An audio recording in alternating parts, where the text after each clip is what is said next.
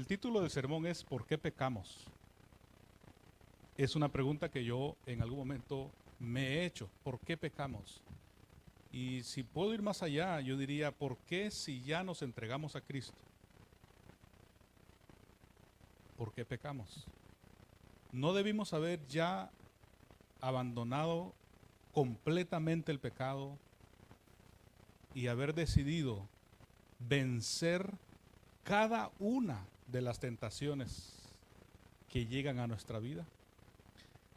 Nos damos cuenta, hermanos, pronto después de habernos bautizado y entregarnos a Jesús, que a pesar de los mayores esfuerzos que podamos hacer como cristianos, nos seguimos equivocando y volvemos a caer. De hecho, la palabra del Señor dice, el justo cae 7 veces, pero se levanta. Yo creo, hermanos, que la diferencia en cuando pecábamos sin Cristo y ahora que pecamos con Cristo es que ahora en Cristo cuando caemos nos levantamos, nos restauramos, somos perdonados, somos justificados y continuamos nuestro camino. Cuando estábamos sin Cristo, ¿qué pasaba cuando pecábamos? No nos restaurábamos, no nos justificábamos en Cristo, sino que nos enredábamos más en el pecado hasta irnos, incluso hasta tocar fondo. Y nos ensuciábamos más con el pecado y una mentira nos llevaba a otra y un pecado nos llevaba al otro. Y así jugábamos en el terreno de Satanás. Hasta que un día conocimos a Jesús, nos trajo a su luz admirable y tal vez alguien un día se decepcionó y dijo, Señor, yo pensé que en Cristo jamás iba a volver a pecar, pero volví a errar, volví a pecar.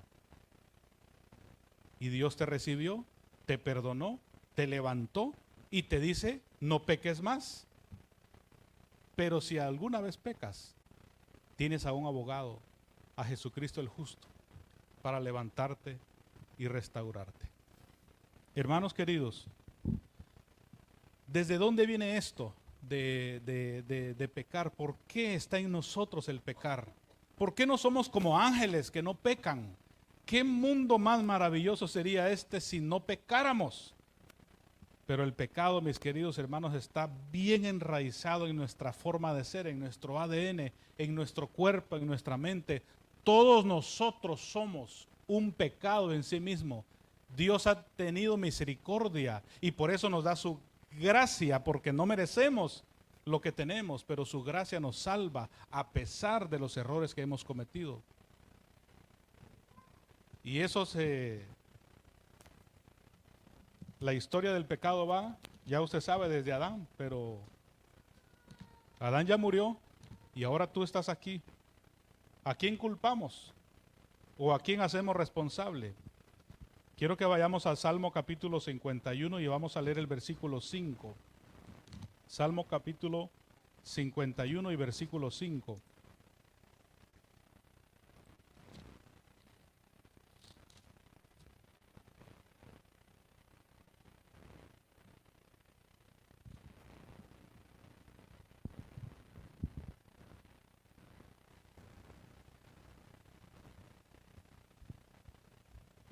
Quisiera que todos pudiésemos tenerlo y leerlo.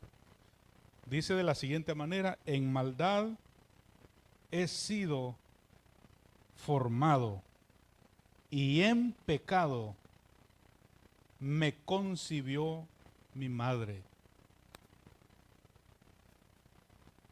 En maldad he sido formado. Usted ve al bebé ahí recién nacido y usted se le quiebra su corazón, ¿verdad? Dice, ay, qué bonito, qué tiernito, qué inocente. Pecador. Desde que está en el vientre de su madre, pecador. Pecadora. Pregunto, ¿un recién nacido que está en el vientre de su madre puede pecar? No. Y si no ha pecado, ¿por qué puede ser pecador? Porque los pecados no nos convierten en pecadores. Nosotros éramos pecadores antes de haber cometido el primer pecado. De hecho, pecamos porque nacimos en condición de pecado. Y eso hace que entonces nosotros tengamos esa tendencia a pecar. En pecado me concibió mi madre, es decir, que yo no tenía que haber comenzado a pecar para estar en la categoría de pecador. Y dice luego el capítulo 58 y el versículo 3, se apartaron los impíos desde la matriz, se descarriaron hablando mentira desde que nacieron. Desde la matriz viene ese problema, mi querido hermano. ¿Desde dónde viene? Desde la matriz. Alguno puede decir, no, pero es que yo desde que ya cumplí los 18 empecé a pecar. Falso, usted desde la matriz ya era un pecador o una pecadora. Recuérdese, no necesita pecar para ser pecador. Como ya es un pecador, eso es lo que hace que nosotros cometamos pecados y erremos. No es desde que viniste al país que dijiste, bueno, es que yo llegué, desde que llegué a Estados Unidos, ahí me arruiné. Estabas arruinado desde la matriz. Desde ahí, estamos arruinados todos desde ahí. No hay nadie que no entre en esa categoría. Todos. El culpable es el diablo. El responsable es Dios. Y como Él es el responsable y asume la responsabilidad, hoy te dice, no es tu responsabilidad. Y como no es tu responsabilidad, no está en tus manos resolver ese problema. El que resuelve este problema del pecado se llama Jehová de los ejércitos, a través del sacrificio de Jesucristo, porque Él sabe que ninguno de nosotros somos capaces de resolver el problema del pecado. Póngale el castigo que usted quiera a sus hijos, el que quiera. Mídase, por supuesto, pero póngale el castigo que quiera. Y ese pecado va a estar allí. Yo recuerdo en mi niñez, había no sé si los padres se comunicaban en secreto entre ellos y se ponían de acuerdo qué tipo de castigo ponerle a sus hijos. Pero estaba de moda unos castigos. Cuando alguien decía una mala palabra, le pedían que se metiera jabón a la boca. Jabón en polvo con agua y decía, no se lo trague, usted solo enjuáguese con eso la boca. Y entonces nosotros empezábamos a enjuagarnos y usted ya sabe qué pasa cuando uno mueve mucho agua con jabón en polvo, empieza a hacer una espuma, nos salía espuma de la boca. Y tal vez, yo no sé si los padres decían, pues como ya le salió espuma, quiere decir que ya no va a decir malas palabras nunca más. Se les olvidaba que de la abundancia del corazón habla la boca y que ese no es un problema de la boca, es un problema del corazón. Y no hay nadie que pueda penetrar hasta el corazón, solo Jehová de los ejércitos puede hacer esa operación. El ser humano no puede. Hermanos, conocía padres que agarraban a sus hijos, los amarraban de los pies, los colgaban y colgados les pegaban. Y sus padres decían, seguro con este castigo ya le resolví el problema del pecado. No se resuelve de esa manera. Sus hijos se rebelaban todavía más. ¿Por qué? Porque el problema del pecado no está en nosotros resolverlo. No se puede resolver. Aunque te laves con lejía y amontones jabón sobre tu cabeza, tu pecado estará siempre delante de mí. Por lo tanto, mis queridos, aunque nos metamos en la bañera y la llenemos de cloro y todos los químicos y digamos, Señor, purifícame, no va a estar purificado, se le va a caer el pelo, se le va a pelar su piel, no va a resolver el problema del pecado y usted seguirá siendo todavía más culpable porque dañó su cuerpo. ¿En las manos de quién está resolver este problema? En las manos de Dios. Él lo quiere resolver. Y Él ya lo resolvió. Nuestra postura es, lo que usted y yo tenemos que hacer es simplemente decidir de qué lado queremos estar. Si del lado de Dios que nos restaura del pecado o del lado del enemigo que le gusta meternos embarrados en el pecado y llega incluso a gustarnos el embarrarnos en el pecado. Porque según Hebreos capítulo 11, versículo 24, 25 y 26 dice que el pecado es un deleite temporal. Si no fuera un deleite, ninguno de nosotros cometeríamos nunca ningún error. Pero usted pásese por los lugares donde hay mucho pecado y usted va a ver a la gente disfrutando, riéndose y usted va a decir, pero qué raro, esa gente que no ha conocido a Jesús todavía, ¿cómo disfrutan? Y yo en la iglesia con el rostro medio desencajado y ellos allá en el pecado riéndose y disfrutándolo a todo dar. ¿Qué será? Porque ellos disfrutan y ríen que están en pecado y yo aquí no estoy disfrutando como me gustaría disfrutar? ¿Sabe por qué? Porque el pecado es un deleite. Pero es un deleite ¿cómo? Temporal. Por eso es que usted nunca va a ver, le hablo a los muchachos que usan mucho las selfies, y los adultos creo que también. Nunca va a haber una selfie de alguien que diga, aquí estoy un lunes en la mañana con una tremenda resaca y un gran dolor de cabeza, con mi ropa ahí, la que usé anoche, toda vomitada, y aquí estoy disfrutando los deleites del alcohol. Nunca, nunca va a estar eso. ¿Por qué no va a estar? Porque el pecado es un deleite ¿cómo? Temporal. Hay relaciones sexuales indebidas entre los jóvenes, a veces. No están casados y están en relaciones sexuales, en relaciones íntimas. Hay pecado de inmoralidad sexual. ¿Es un deleite? Sí. ¿Cómo? Temporal. No te das cuenta que al terminar ese episodio de deleite, viene la culpabilidad, viene el rechazo. Viene después el comentario del muchacho o de la muchacha a decir, mira, esa está fácil, llegale vos también. Claro, a ti no te lo van a decir. A ti te van a decir, no, tú eres la única, la mejorcita. Pero por detrás de ti empezarán a decir todas las cosas que pueden hacer contigo. Cuídate, cuídate. Ese es el pecado. Ese es el deleite que temporal con consecuencias. El diablo nunca te mostrará la otra cara de la moneda del pecado. Nunca verás a alguien tomándose tampoco una foto diciendo, mire, aquí tengo un tremendo cáncer de garganta por este cigarro que nunca quise dejar y pues aquí estoy sufriendo en el hospital. Tal vez te dirán, ore por mí, estoy enfermo, pero no le dirán no le dirán ni de qué está enfermo ni por qué está enfermo. Y resulta que es solamente por las consecuencias de sus malas decisiones y de haber participado de los ¿qué? Deleites como temporales del pecado. Y por eso pecamos, porque es un deleite. Pero nunca te olvides, es un deleite temporal, que no vale la pena el sacrificio. Yo quiero decirle a usted, mi querido hermano, en el nombre poderoso de Jesús, hay un mejor deleite en Cristo. Y es un deleite eterno, es un deleite continuo, es un deleite que aún en medio del sufrimiento, del dolor, de la prueba, es un deleite confiando en la persona de Jesucristo que me sostiene aún en momentos de dificultad. Y si antes le encontrabas placer a los vicios, a las relaciones inmorales, al chisme, a las malas palabras, al rencor, al odio, y en eso encontrabas tu deleite y creías que ahí en tu pecado no había nada mejor, te tengo que decir hoy, hay algo mucho mejor en Cristo. Es un mejor deleite, es un deleite para la eternidad. Hay gozo en predicar el evangelio, hay gozo en servir a Cristo, hay gozo en cantar, hay gozo en orar, hay gozo en predicar su palabra, hay gozo en hacerle bien al otro, hay gozo en servir a una persona que necesita, hay gozo en compartir. Ahí está el verdadero gozo. El pecado solo será un deleite temporal. En Cristo tendrás un deleite eterno, permanente, le dará sentido a tu vida.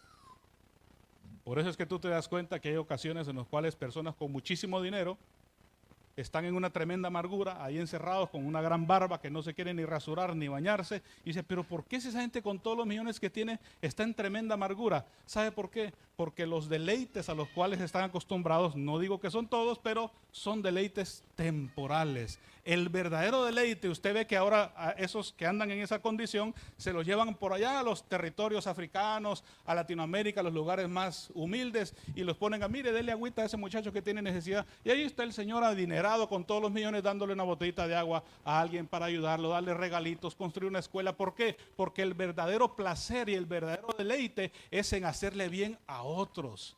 Y ahí entonces ellos encuentran sentido a su vida, porque el verdadero deleite y el verdadero gozo está en servir a Cristo.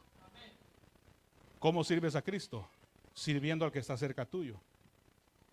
Porque si no sirves al que está cerca tuyo y dice que sirves a Cristo, todo lo tuyo es pura palabra, es pura teoría. Servimos a Cristo en la medida que servimos a nuestros semejantes, comenzando por nuestros hijos. Y ahí nos vamos a nuestro sitio de trabajo, nos vamos a la iglesia y a cualquier lugar donde tú estés. ¿Por qué pecamos? Pecamos primero porque es un deleite. Pecamos en segundo lugar porque hemos nacido en una condición ya de pecado. Y si pecamos por aquí, pecamos por allá, pecamos sin Cristo y pecamos en Cristo, entonces ¿qué sentido tiene estar hoy en la iglesia? ¿Y qué sentido tiene estar ahora en los caminos del Señor si vamos a seguir cometiendo errores? ¿Qué sentido tiene? ¿No será mejor irnos al mundo? No, no es mejor irse al mundo. No es mejor irse al mundo. Todavía sigue siendo mejor estar aquí. ¿Por qué? Porque aquí podemos experimentar, es el único lugar que Dios ha designado para purificarte y hacerte cada vez más semejante a Cristo. Y entonces tú puedes ser una mejor influencia para la gente que está en tu entorno. A este proceso se le llama el proceso de la santificación. La santificación es aquel proceso en el cual entra todo aquel que sigue a Cristo, que comete sus errores y que aprende de la restauración, aprende a ser tolerante con aquel que también ha caído. Tal vez cae diferente, pero también cae igual que tú. Y necesitas aprender a transcurrir y a transitar este camino de salvación hasta que Cristo venga por segunda vez. Somos llamados a no pecar. Ya no te preguntes, yo quiero que usted no viva con esa ansiedad que si esto que es pecado o no es pecado. Yo le diría, usted mejor pregúntese si lo que está a punto de hacer trae consecuencias o no trae consecuencias. ¿Y qué tipo de consecuencias trae? ¿Es peligroso eso que usted está a punto de hacer? Dios quiere evitarte el peligro. Y por eso ha diseñado sus leyes y sus principios para vivir en armonía con esas leyes y vivir en un mundo más pacífico, más armonioso, que nos prepare para vivir en el mundo en el cual Cristo estará con nosotros. Y hoy, hermanos, queremos hoy decirle a Cristo que a pesar de que hemos cometido errores y hemos fracasado en algún momento de nuestra vida, aunque hemos decidido seguir a Cristo, queremos decirle al Señor, Señor, perdóname, restáurame, levántame, ayúdame a comenzar de nuevo otra vez, impúlsame, llévame, condúceme, todo lo puedo en Cristo que me fortalece. Ya no vivo yo, ahora vive Cristo en mí. Pon en mí el querer como el hacer por tu buena voluntad. Hermanos, ni siquiera lo bueno que hacemos es bueno de todos modos. Aún lo bueno que hacemos va contaminado con egoísmo, con pecado, con algo ahí que contamina tu buena acción. Porque nuestras justicias son como trapos de inmundicia, dice el Señor. Es decir, hasta lo mejor que tú puedes hacer, hasta eso va contaminado con pecado. Pero hoy le doy gloria al Señor porque aunque ante los demás podríamos ser catalogados como malos, como que tenemos un problema de carácter, de temperamento, porque cometemos errores, ante el reino de los cielos, si tú estás en Cristo, ante el cielo eres considerado como si nunca hubieses pecado. Porque Dios ya no te mira a ti. Ahora mira a Cristo, donde tú estás escondido. Y ahora tienes esperanza. Por eso el Señor se arriesga a llevarte al cielo. ¿Usted se imagina un cielo como el que tenemos ahorita todos sentados aquí? Y que le toque a usted vivir así como está ahorita aquí sentado y en el mundo donde está, con la gente con la que está, decir, pasaré la eternidad con esta gente. ¿Por qué Dios está corriendo ese riesgo? Después de haber pasado por un momento difícil de pecado, expulsar a Satanás y decir ahora, me traeré millones de personas que pecaron, me las traeré al cielo para vivir en armonía, donde nunca habrá más dolor ni ningún problema. ¿Por qué? Porque Dios confía y Dios sabe lo que está haciendo en ti. Porque Dios sabe que a pesar de tus errores, Dios te va a restaurar porque tú te vas a arrepentir. Y Dios te va a levantar en el nombre de Jesús y vas a llegar a ser la persona que Dios siempre ha querido que seas. Y nosotros tenemos un conocimiento que ni los ángeles tienen. Tenemos el conocimiento y hemos pasado por la experiencia del nuevo nacimiento. Conocemos lo que es antes y el después. Conocemos lo que significa el perdón de Dios. Conocemos lo que significa la gracia y la misericordia de Dios. Y cuando vemos nuestra vida y la vida de a los que le tenemos confianza, nos damos cuenta que Ay, está raro eso que nos vayamos al cielo. Está complicado. Por eso el Señor dice, no es por obras, para que nadie se gloríe. Porque por gracia sois salvos por medio de la fe. No por obras, para que nadie se gloríe. Somos salvos por gracia por medio de la fe. ¿Qué es la gracia? Es la intención y el deseo de Dios de salvarte. ¿Qué es la fe? Es la aceptación del ser humano que necesita la gracia del Señor. Así que la fe es tu mano débil que se levanta y la gracia es la mano fuerte de Dios que agarra tu mano. Y ahí se une la gracia con la fe y eres salvo en Cristo y vives una vida en orden. ¿Por qué? Porque es Cristo el que pone en ti ahora el querer como el hacer por su buena voluntad. Mis queridos hermanos, vale la pena seguir adelante. No se desanimen ni se sienta usted que ya, como ya usted está en la iglesia y cometió un fracaso por aquí, otro fracaso por allá. No piense usted de que ya se le vino el mundo abajo y que ya usted no sirve para nada y que usted fue un gran hipócrita porque recibió a Jesús. Usted no fue hipócrita, usted hizo lo que usted pensó que tenía que hacer. Ahora está en las manos del Señor. Ahora usted va a salir de eso en donde se metió. Los padres y las madres que están acá y tienen hijos pequeños saben, o tuvieron hijos pequeños. ¿Cuántas veces yo anduve a mi hijito, hermanos, de la mano cuando estaba aprendiendo a caminar? Y déjenme decirles, se me cayeron un par de veces mis hijos, aunque estaban agarrados de mi mano, porque se tropezaron, se cayeron. Pero ¿qué hizo el papá de ellos? Los levantó, le sacudió sus rodillas y le dio ánimo a que siguiera, ¿qué? Adelante, siga caminando, mijito, porque esta vida no es fácil, pero usted un día va a aprender a caminar por su propia cuenta. Así caemos también, hermanos, tomados de la mano del Señor y nos cuesta entender cómo es que si estoy ya tomado de Cristo, sigo cometiendo un error y por qué sigo cayendo. ¿Por qué? Porque somos seres humanos.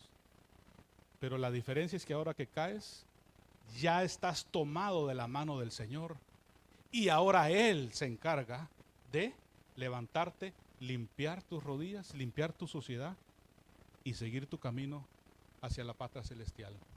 Ese es el gozo que hay en la salvación.